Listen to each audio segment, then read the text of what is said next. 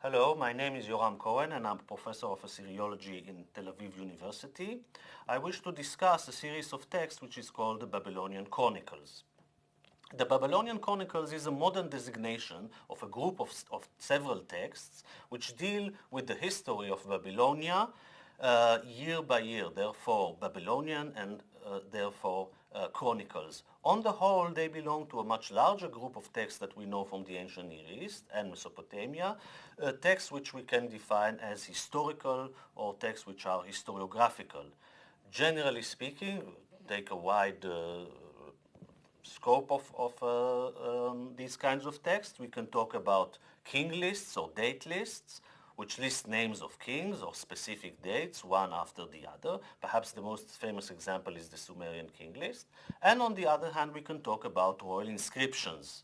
And these have an extremely long history in Mesopotamia from the very beginning of writing, about 3000 BC, to the end of Mesopotamian civilization in the last centuries before the Common Era. Belonging to such texts are, for example, the Royal Assyrian Annals. The Babylonian chronicles, in time of the chronological scope, cover a substantial period of time, although there are gaps and not all the sequence is preserved. Basically, they begin at the time of the Babylonian king Nabu-Nassar, which is the mid-8th century, and they run until the end of the native Babylonian kings, that is in 539 BC, when Babylonia was conquered by Cyrus, and hence the Achaemenid dynasty or the Persian period. For that period, the chronicles are actually missing. We only have one chronicle which reports about the Persian period. And then with the conquest of Alexander, the chronicles resume. That is to say, with Alexander, then the Diadochi, his successors, and then the Seleucid Empire, following up even to the Parthian Empire at 150 BCE. In terms of their contents, the Babylonian chronicles are fairly narrow, hence they only deal with aspects concerning the Babylonian monarch and his political activities. Although sometimes there is concern for the celebration of the Akitu festival, which is the most important festival in the Babylonian year. That's the New Year's festival, which was celebrated in Nisan, in Babylonia as part of the cult of Marduk, who was the chief god of Babylonia. The Babylonian chronicles are mainly concerned with the activities of the Babylonian monarchs and their successors, such as the Persian kings and the Hellenistic rulers, and they report about their successes on the battlefield and their political activities. That is natural. But also, unlike other historical texts from the ancient Near East, they are not afraid to report of failures or defeat upon the battlefield. In this respect, they are very different from what we generally find, as I said, in historical inscriptions, for example, in the Royal Assyrian Annals, where the king is always celebrated as a hero and the one who wins all battles with no Assyrian losses whatsoever. Another characteristic aspect of the Babylonian chronicles is that there is no divine intervention whatsoever. Again, juxtaposed to what we find in other historiographical writing from the ancient Near East, including the Hebrew Bible. In other historiographical writings, we indeed see the hand of God intervening within the course of history and causing that or the other affair as an act of revenge or punishment. In the Babylonian chronicles, God, the Babylonian God, that is to say Marduk, is virtually absent. Let us look at two examples now from the Babylonian chronicles to demonstrate what I've been talking about, and then discuss something about their nature in terms of their historiography. I read here two quotes from two major, very important and well-known events. The quotes are taken from a book called Assyrian and Babylonian Chronicles, written by Grayson, a book which basically collects all the chronicles,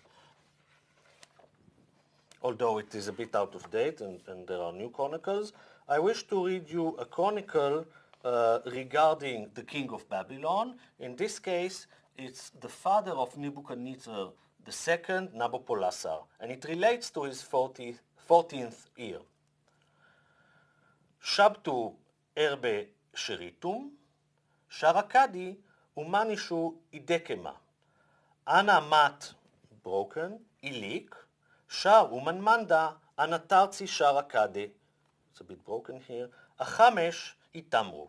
I translate this part. The 14th year, the king of Akkad, that's the designation of the king of Babylonia, mustered his army and marched to possibly Assyria, as we will understand in a second. The king of the Umanmanda marched towards the king of Akkad, and they met one another. And then I continue a bit. It's a bit broken, but let's continue. Ach idiglat ilikuma inamuchi ninua itadu. Ultu simani adi abi shalashat archu tzaltu danatu analibi ali ipushu. They marched along the bank of the Tigris. They encamped against Nineveh, the famous capital of the Assyrian Empire. From the month of Sivan until the month of Ab, for 3 months, they subjected the city to a heavy siege. And on the so-and-so day, it's broken, of the month of Ab, they inflicted a major defeat upon a great people.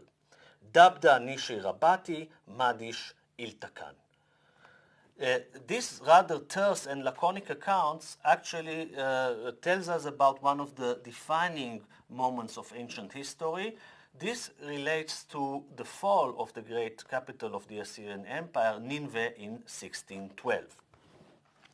Let us move to another example, this time relating to the king Nebuchadnezzar, and it's from his 7th year. I read in the Akkadian and then the translation.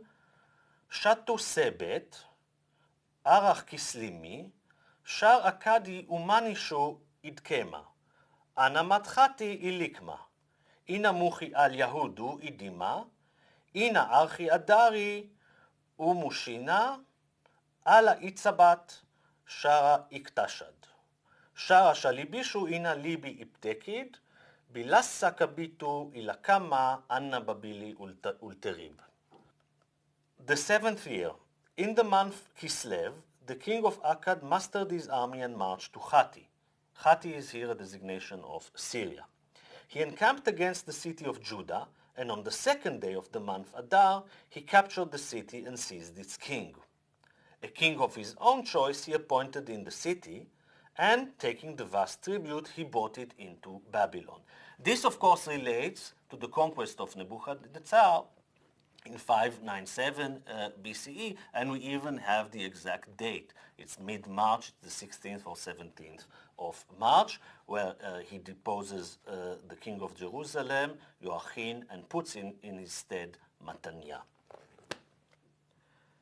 We have seen these two examples telling us of two great events, momentous events in the history of the ancient Near East. One of them, the fall of the great Assyrian Empire, and the other, the conquest of Jerusalem. And yet, as you have noticed, the style of these narratives is very terse and very laconic. There are hardly any superfluous details, but the facts, the bare facts themselves.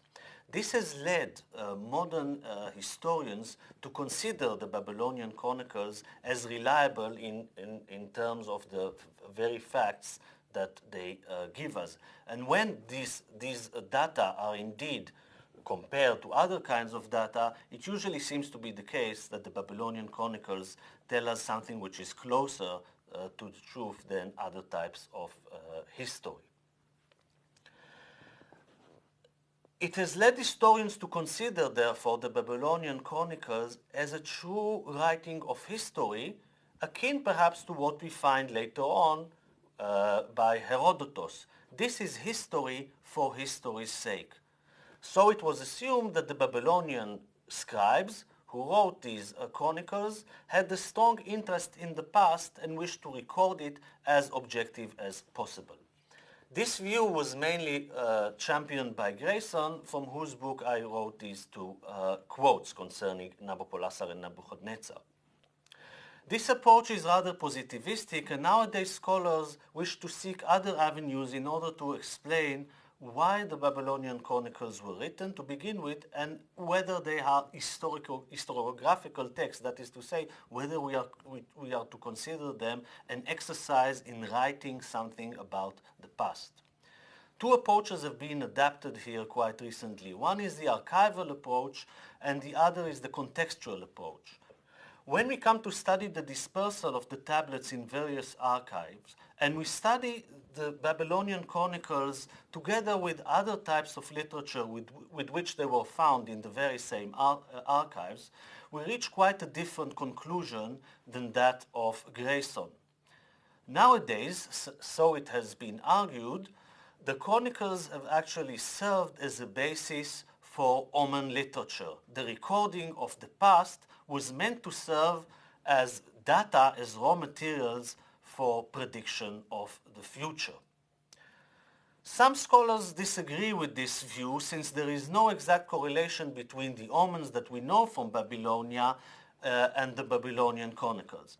Perhaps it is possible to take the third way here and advocate for a position as done by Van Seters, who sees the Babylonian chronicles on the one hand as possibly texts which served as data for writing omens, and on the other hand, texts which exhibit a research into the past.